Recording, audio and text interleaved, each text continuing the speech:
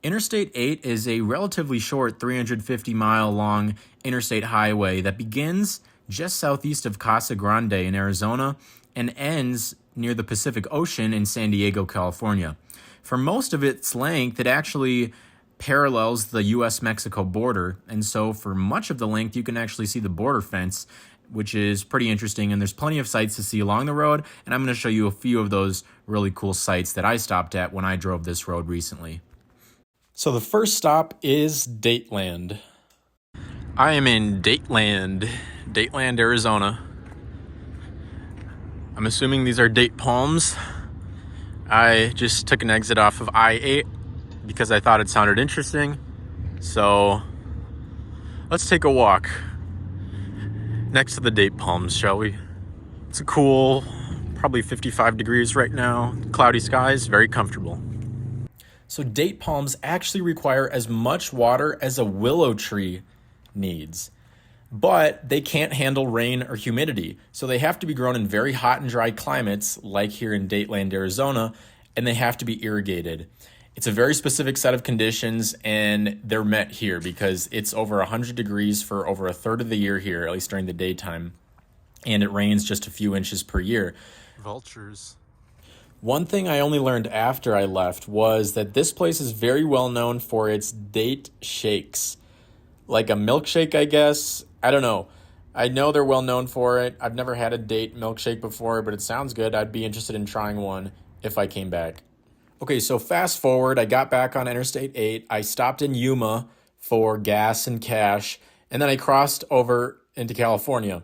Shortly after you cross the border into California, you are greeted by this inspection station, and I'm not exactly sure what this is. I didn't know if it was like a border patrol checkpoint or if they were checking for produce or livestock or whatever. But in any case, I just had to stop and continue. I wasn't inspected in any way. So very shortly after you pass that inspection checkpoint, you enter an otherworldly landscape that is the Imperial sand dunes of southeastern California. But let me say really quick that when you're driving along I-8 in Arizona through the Gila River Valley, it smells like a zoo. It smells like monkeys or something, because I'm assuming it's because of all of the feedlots. I saw some of the biggest feedlots I've seen in my life. It looked like millions of cattle just packed into these areas, and they were big areas, but there was way more cattle than you would think could ever fit in one little place. So anyways, it just smelled sort of bad, but it was kind of mind-boggling because I've never seen feedlots that big.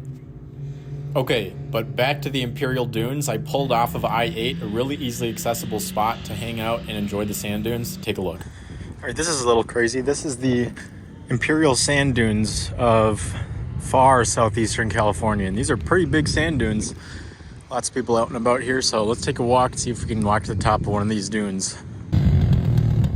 The sand is very fine, very soft, very pleasant to walk on.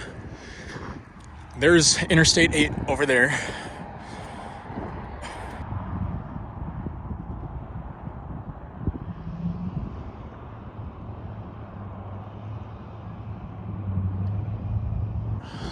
This is really cool. It'd be fun to run down this after I get to the top. I'm trying to walk on this crest right here. Wow. Of course, it's not that easy to walk on sand, on loose sand, but it is fun. Look at that. These ripples in the sand are super cool. Some people here are sledding. That looks super fun, just to go down these massive hills of sand. Okay, let's get up here. Oh, wow. Oh, geez.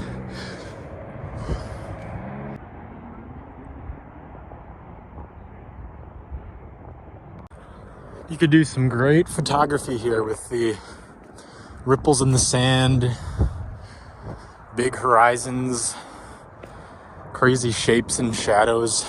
This is a lot steeper than it looks. Wow. This is really cool. I bet they did a lot of filming here for movies, because we are in Southern California, far southeastern California in the middle of the desert, but Southern California pretty close to Hollywood, and I'm assuming that there would be a lot of demand for landscapes like this in certain types of movies. Wow. Also, I'm really out of breath. It's far ways I came.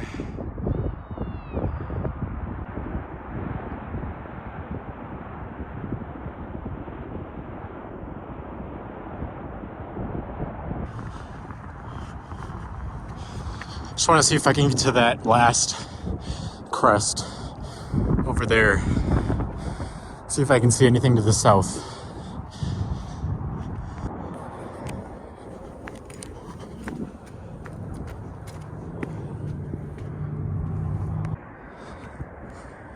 I'm gonna be so thirsty when I get back.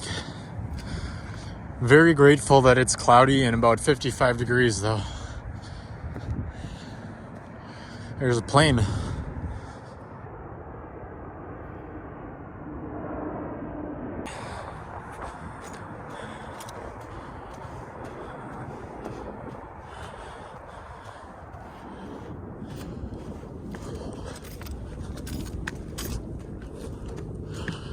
Okay, just this final hill.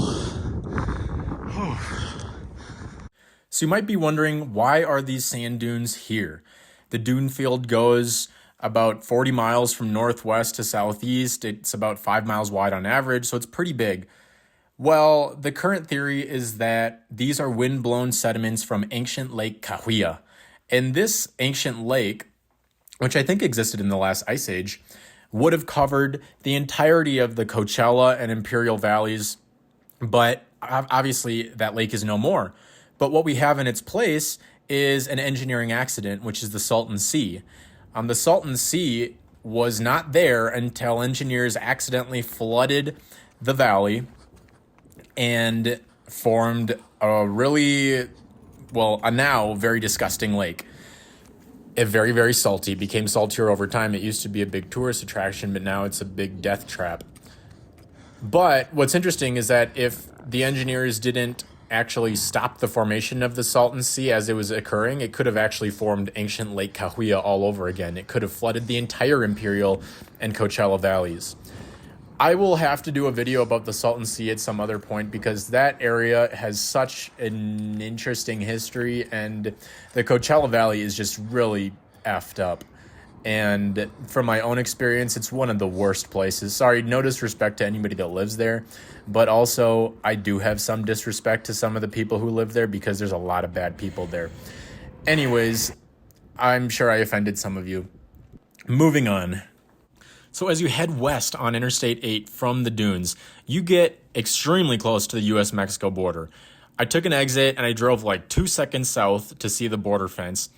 You cross a couple canals that I think take drinking water and water for agriculture from the Colorado River west to the Imperial Valley and other places. But so anyways, it's all public land. I think everything was open to the public. So I went up, I saw the border fence. The Border Patrol guys were in the distance. I'm sure they were keeping an eye on me because I saw them. And yeah, it was pretty cool. By the way, I performed my civic duty and was on migrant patrol for the 5 minutes I was there. So no migrants in sight that day. I'm kidding, by the way. That was a joke. So soon enough, you exit the arid lands and you enter the irrigated lands of the agricultural Imperial Valley.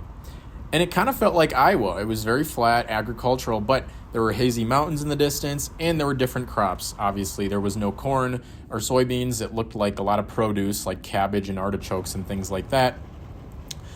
And a lot of cars on the road had Baja California license plates, like almost a majority, I want to say. It was interesting to me. I've never seen Baja California license plates before.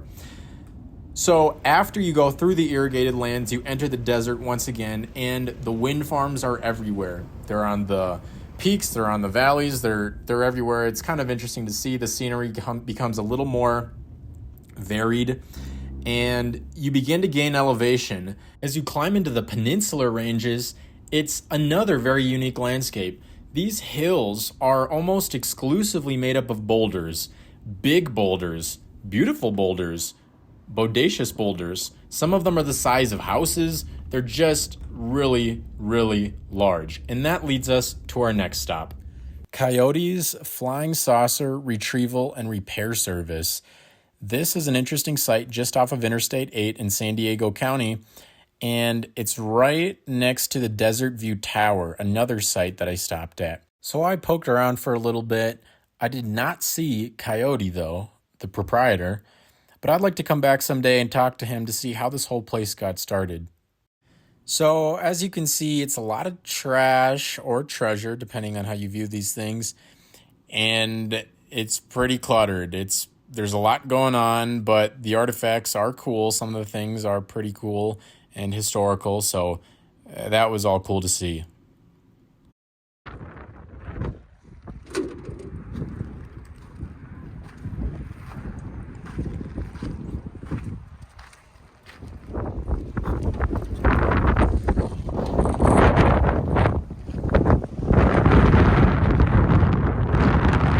Okay, so that was Coyote's Flying Saucer Repair just on that frontage road on the north side of Interstate 8.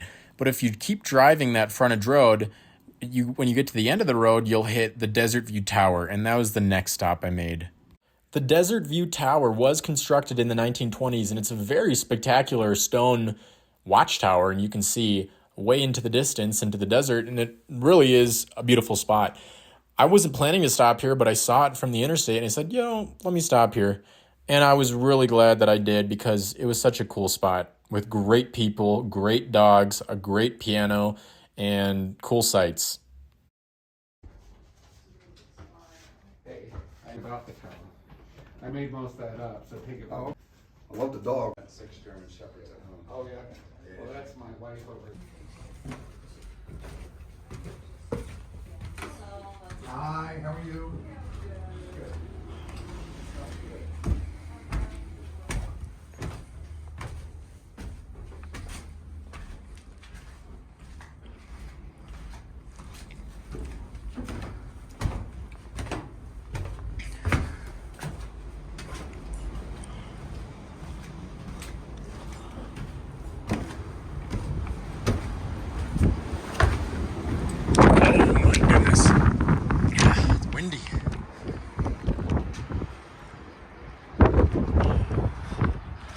So there's caves over there with carvings that we're going to check out in a sec.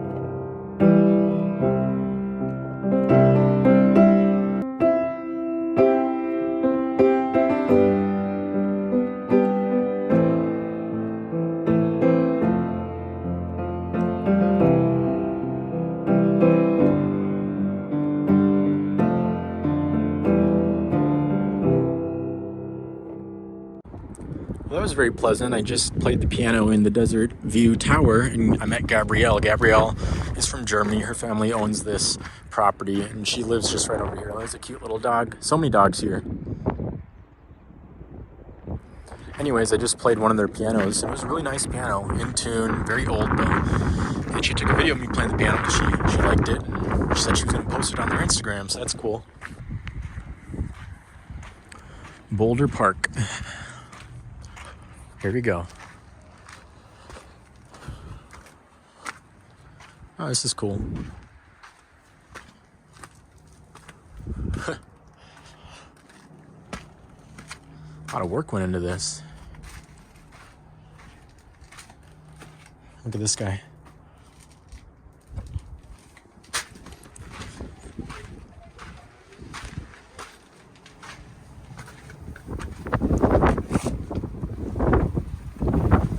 Let's go over here.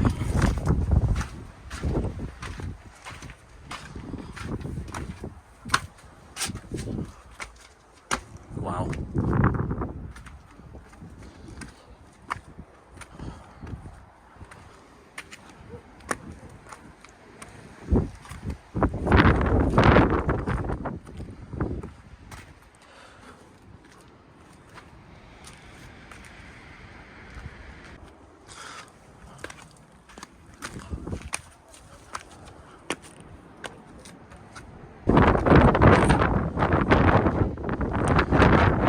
Gabrielle also told me about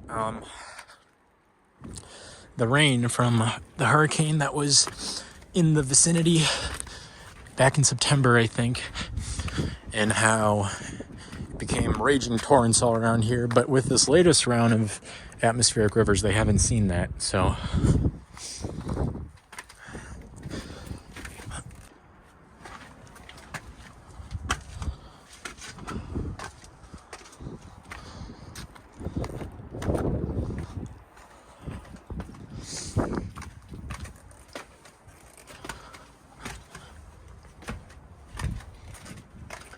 all right, I'm sure I didn't explore everything there was to see back here, but that was super cool.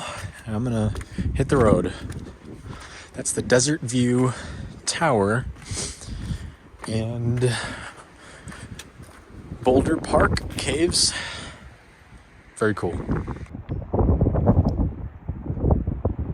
After you cross the crest of the Peninsula Ranges as you head west on I-8, you get into the upslope side of the mountains, and it got really foggy when I was there because of the atmospheric river that was pounding California with rain and snow.